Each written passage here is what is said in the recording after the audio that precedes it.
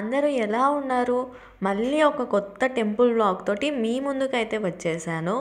ఈ టెంపుల్ వచ్చేసి ఎక్కడ, దీని విశిష్టత ఏంటి అన్నీ వివరంగా చెప్తాను. సో స్కిప్ చేయకుండా లాస్ట్ వరకు చూడండి. ఫస్ట్ అయితే ఈ టెంపుల్ వచ్చేసి సూర్యాపేట్కి 8 కిలోమీటర్స్ దూరంలో ఉందన్నమాట. ఈ టెంపుల్ వచ్చేసి ఉండ్రగుండ లక్ష్మీ నరసింహస్వామి టెంపుల్. ఈ టెంపుల్ వచ్చేసి స్వయంభూ అంటే లక్ష్మీ నరసింహస్వామి స్వయంగా వెలిసిన చోటు. సో అక్కడ మనకైతే టెంపుల్ లాగా కట్టేశారు. ఆ లెఫ్ట్ సైడ్ వచ్చేసి కోనేరు అనమాట. సో మనకి ఎంటర్ అయిన ఎమ్మటే టెంపుల్ అయితే కనిపిస్తుంది. అక్కడ చిన్నగా ఉంది చూడండి, అదే అనమాట స్వామివారి టెంపుల్. దూరం నుంచి చూస్తే మనకి ఈ టెంపుల్ ఎలా కనిపిస్తుందంటే ఒక అడవిలో ఉన్నట్టు కనిపిస్తుంది. ఎందుకంటే చుట్టూ కొండలు, చెట్లు అన్నీ ఉంటాయి అన్నమాట. ఒక అడవిలో ఉన్నట్టు ఉంటుంది అనమాట ఈ టెంపుల్. మేము విజిట్ చేసినప్పుడు అయితే ఆ రోజు స్పెషల్ డే అనుకుంటా. స్వామివారి కళ్యాణం కూడా జరుగుతుంది. మీరు ఇక్కడ చూస్తున్నారు కదా లెఫ్ట్ సైడ్లో, అంటే టెంపుల్కి ఆనుకొని అక్కడైతే కళ్యాణం అయితే జరుగుతుందనమాట. అంటే ఇంకా స్టార్ట్ చేయలేదు, మొత్తం అంతా సిద్ధం చేస్తున్నారనమాట.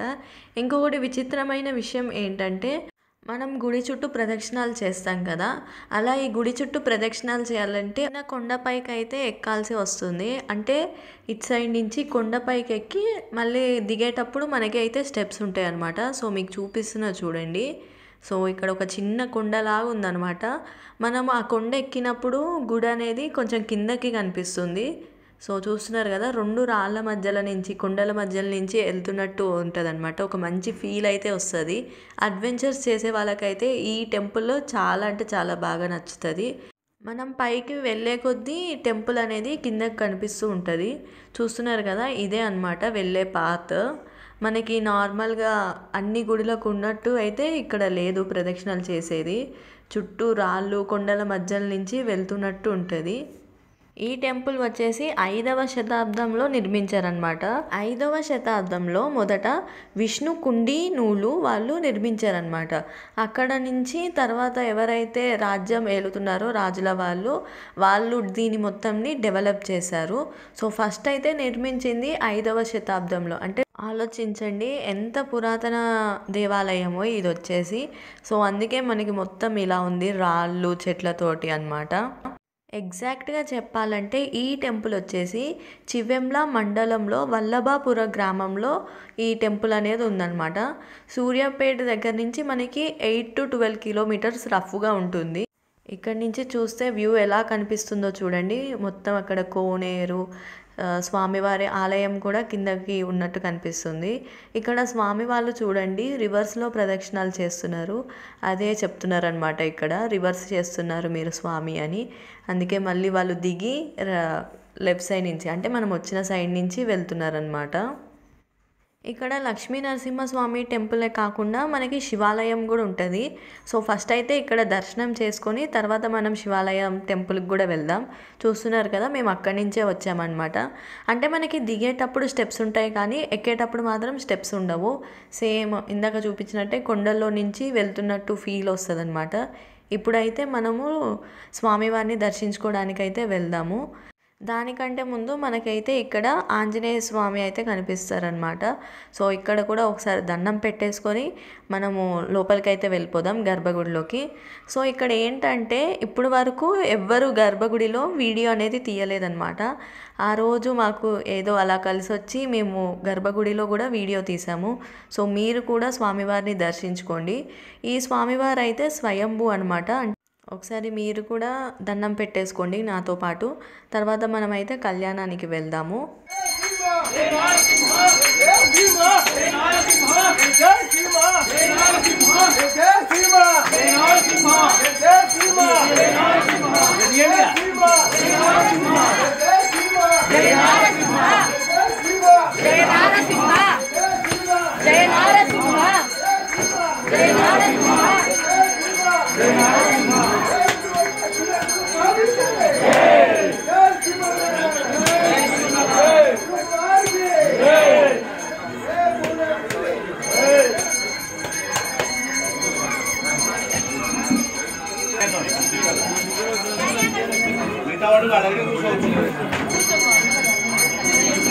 పదిహేడులో కూర్చున్న వాళ్ళు చేతకాని వాడు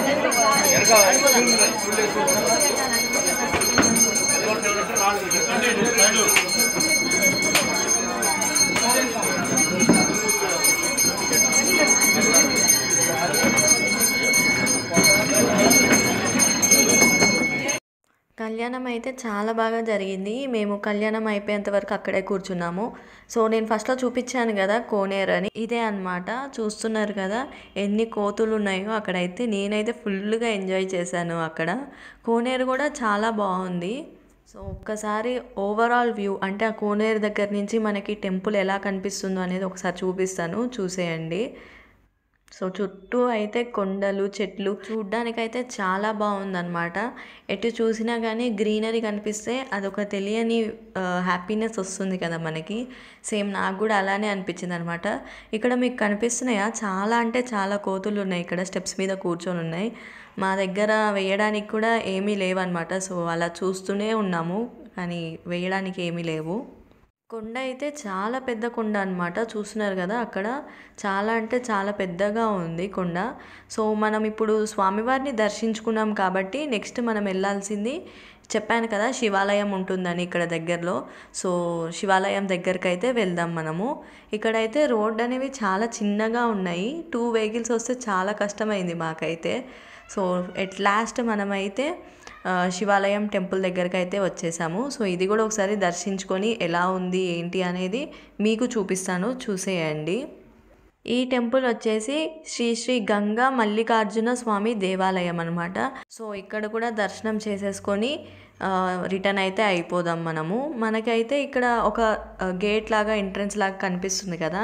ఇది వచ్చేసి పురాతన కాలంలో అంటే రాజులు ఉన్నప్పుడు సైనికులు ఇక్కడ ఉండేవాళ్ళంట. ఎవరైనా దండయాత్రకు కానీ దాడికి కానీ వచ్చినప్పుడు ఇక్కడ గేట్స్ ఉండేవన్నమాట. సో ఆ గేట్స్ అనేవి క్లోజ్ చేస్తారు. ఇప్పుడైతే గేట్స్ అలాంటివి ఏమీ లేదు. సో ఇందులో నుంచి మనం లోపలికి వెళ్ళాలి. ఒక అడవిలోకి వెళ్తున్న ఫీల్ అయితే వస్తుంది, ఎందుకంటే అది అడవే కాబట్టి. సో అడ్వెంచరస్ చేసే వాళ్ళైతే ఈ ప్లేస్ని చాలా బాగా ఇష్టపడతారు. ఎందుకంటే ఇప్పుడు మనము కార్ పార్కింగ్ పక్కన చేసేసి పైకి శివాలయం దగ్గరికి వెళ్ళాలంటే ఇలా నడవాల్సిందే అన్నమాట కొండల మీద. సో కొండల మీద నడుచుకుంటూ మనమైతే శివాలయం దగ్గరికి వెళ్ళాలి.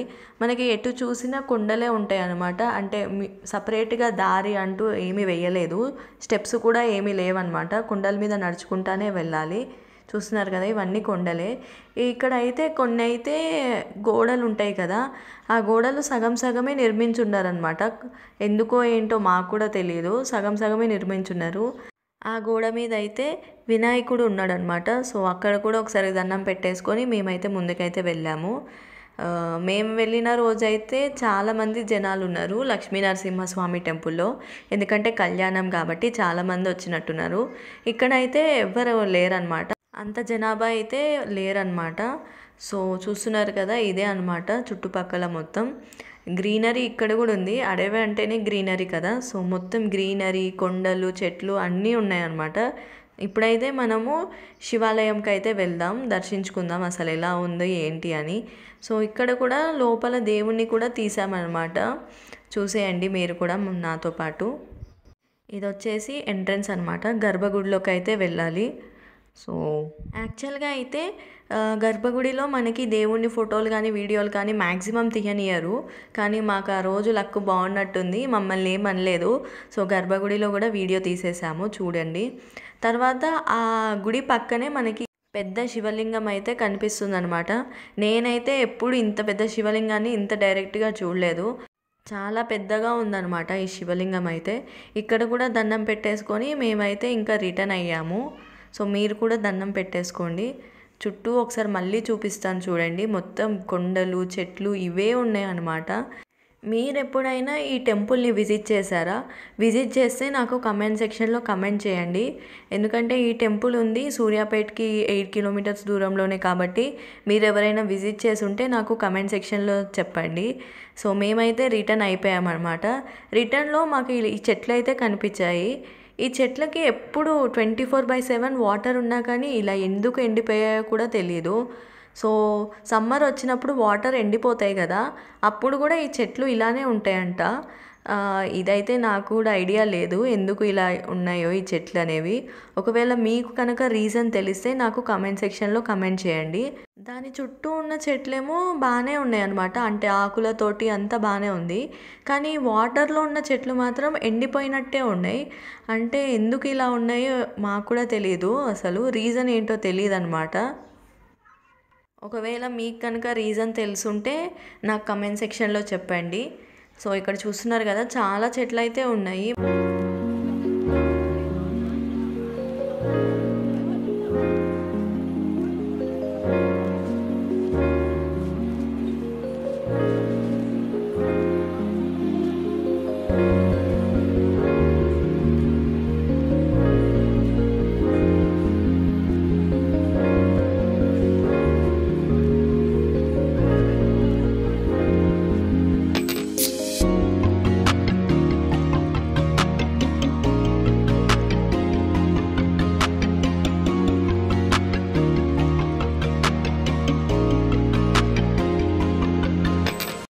ఫైనలీ మా దర్శనం అయితే సక్సెస్ఫుల్గా కంప్లీట్ అయిపోయింది. సో మీకు ఈ వీడియో ఎలా అనిపించిందో కమెంట్ సెక్షన్లో కమెంట్ చేయండి. అలాగే ఈ వీడియో కనుక మీకు నచ్చినట్టయితే లైక్ చేయండి, షేర్ చేయండి, సబ్స్క్రైబ్ చేయడం మాత్రం మర్చిపోకండి.